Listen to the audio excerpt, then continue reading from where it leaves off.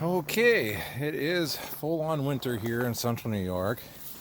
Temperatures this morning was 7 degrees, I think. I think on the news channel site it said it got down to 2 degrees. And the old battery in my wife's 2012 Mazda 6 just isn't cutting it anymore.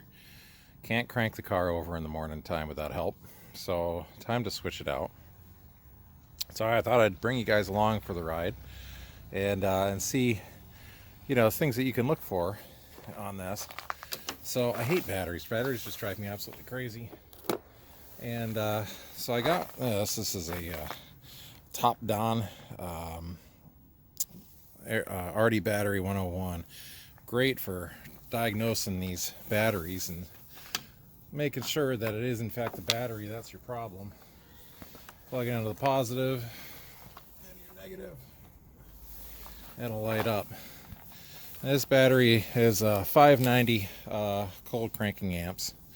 So you can see right now we're at 12.3 volts. Gosh, will it show on here?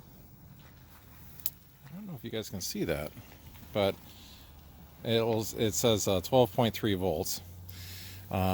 So we'll go through the list here. English. Select test. Out of vehicle. It is in vehicle. Usually I charge the battery up fully when I do these things. It says on here select charge before charge, so we'll do that. Regular flooded battery, we'll select that. Select input, cold cranking amps, we're going to do that. And it's asking us to set the rating, so you have to put in there 590 to match what the battery has. So we'll do that. And now it's testing. I don't know if that shows up on the camera at all. At least I can't see it. And what it comes back with is the state of health is 39%, state of charge is 51%, and it tells us to replace it. So this tester is great because it kind of takes the guesswork out of it. It will also do a test on the alternator. In fact, we might be able to do that if I get all the junk off of here. Let's see. So now it's saying crank test. It tells me to start the engine. So let me see if I can do that. If I don't have everything fall into the engine bay that I just set on here, we'll give that a shot.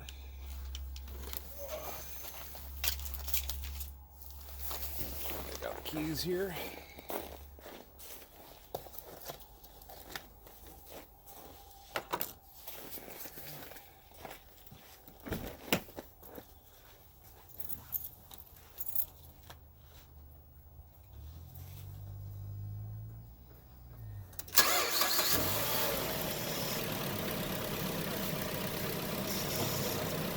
Alright, we started it. It says RPM detected. It's going through the testing cycle right now. It says testing on the screen if you guys can't see it.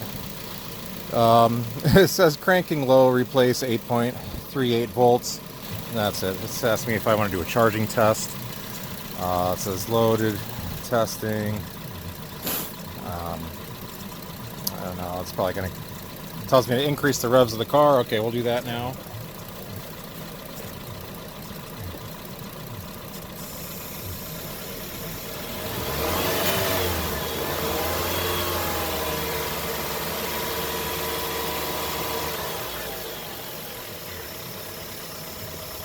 That should be enough, and it says charging normal, loaded 14.02 volts, not loaded 14.24 volts.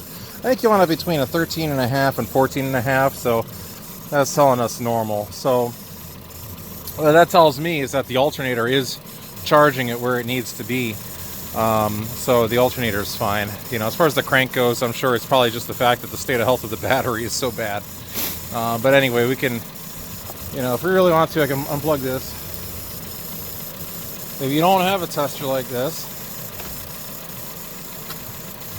you can certainly get your multimeter out.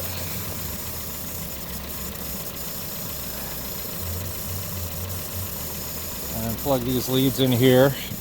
And we're going to go to DC volts. And let's see. Oh, we got a hold. There we go. All right, and there you can see, oh, we can get this in the screen here. See, we're at a 14.2. So the alternator is, like I said, 13.5 to 14.5 is really where you want it to be at. So the alternator is charging just fine. There's no problem with the alternator. The problem is all the battery. Battery just can't hold the charge in the cold weather climate. So cold kinking amps is toast on it. Let me shut this thing down.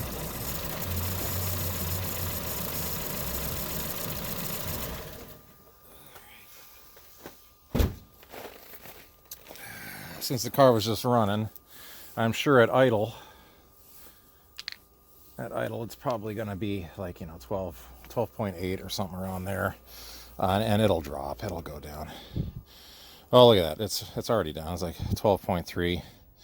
Yeah, see, that's pretty weak, and it's not at a full charge anyway. So all right, we got to rip this thing out of here and get the new battery in. I just picked up a cheap battery at Walmart. They don't last very long. You can see it's the exact same one that was in here. Based on the sticker, it says it was a 2020 battery, so 5 years. I don't know if that's good or not, but let's. These are 8mm. Are the posts. Okay, good. So let's turn on both of them.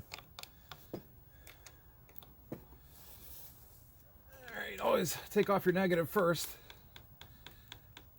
The standard rule is negative comes off first and it goes on last, as I understand it. All right, and there we go. I don't really see any corrosion on the posts here or anything like that. And I think by law these cars need to have some sort of strap down system so that if your car gets into an accident, the battery doesn't eject out of the car and go kill somebody. They want it to stay in there. So there's going to be some sort of thing that's strapping it in, that's bolting it to the car. This one is just an 8mm thing here, which I can show you once I get this out of here. Maybe.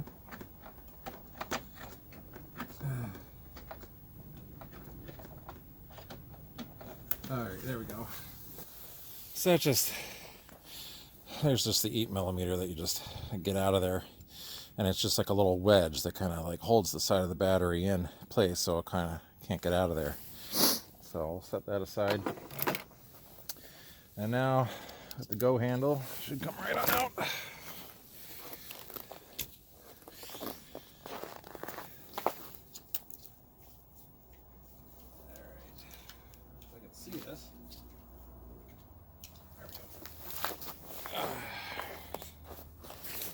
And with the new battery. All right, so we'll put our little block back in there, wedge it in tight. All right, that's snug in there now. Okay, so make sure you take your little plastic protective caps off, nice and shiny. Now the most controversial part of the video is the dielectric grease. So dielectric grease is not conductive. I think that's what a lot of people confuse. It doesn't conduct electricity. It's an insulator. And in the past, what I've done is I have assembled the terminals, and then I've coated the outside with the dielectric grease to try to keep air and moisture off the terminals so you don't get corrosion. I did a lot of reading, okay, and what people say is that these surfaces are not totally smooth. There's microscopic high points and low points in both here and in your terminals here, in your connectors to the terminals. And what you actually want to do, from things that I've seen, is that coat the terminal with a little bit of dielectric grease, because the viscosity of the dielectric grease is such that the pressure, the clamping pressure of these will squeeze out the dielectric grease from the high points, so you get metal to metal contact. And the low points that exist, that are, like I said, microscopic in there, the dielectric grease will fill those gaps so it's not filled with air and will prevent corrosion. So I'm going to give that a shot this time. Like I said, I typically assemble it and then put it over top, but if I even look at the back of this, it says, coat both parts of the terminal contact with dielectric grease and then reassemble, maintaining metal to metal contact. And I've even seen directions on other dielectric grease where you do like spark plugs in it. It'll tell you to put it on the metal post. You know, I don't know if that's across the board with all of them, but I've seen that and things that I've read online. So take it for what it's worth. If I ever have a problem with it, I'll let you guys know in a further video, but I'm going to give it a shot this time. So let's get this out of here. Oh, it is cold, because it is cold out here. All right, I'm just going to do a little bit and get it all there on the post, and just a little bit here. Not like big gobs, just a little coating here. All right, now these contacts we should clean before we clamp it on. I've got one of these little guys, probably got it from Harbor Freight. They're good for cleaning terminals, and then you got these ends that'll go in there and really scrub them out. Give it a good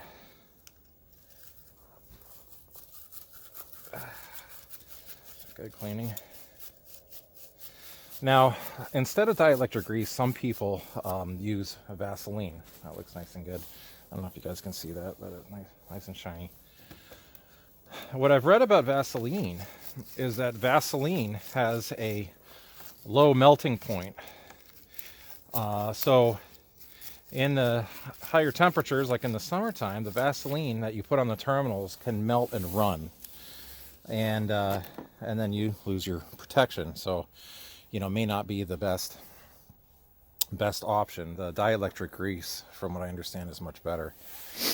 All right, so let's put this on here. All right. Snip this one on. Oh, car didn't like that.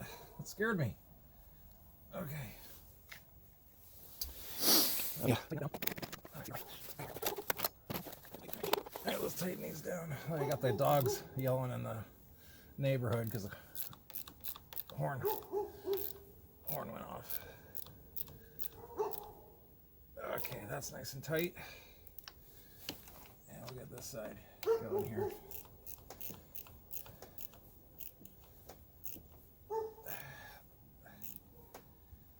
All right, and now I'm just going to put a little bit of dielectric grease over top to, again, try to keep out the water and air to prevent the corrosion.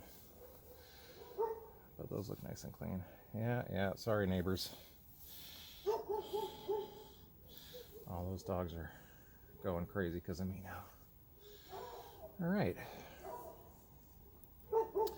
So that's in there. Now, I didn't charge this battery, it came right from the store. So might be interesting to do our same test on here and see a good positive result, even though I don't think the display shows for you guys, but you'll just have to trust me if this is something you want to see and something you find interesting. But I hooked up the top down again.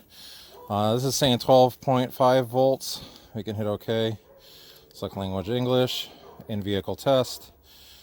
Before charge, yes. Regular flooded. Cold cranking amps, 590. It's testing. Hopefully it tests good. That would kind of suck if it. Yep, good battery, it says. State of health, 100%. State of charge, 85%. So 12.5 volts, 715 amps, rated 590. So it says good battery. And we don't have to do the cranking test because we know that's all going to look good. So let's get the negative off. Positive off. I won't have to throw the pack on the car and get the car started that way. It should just work. But anyway, I just wanted to show you guys some of that. So we'll do something different next time. Bye.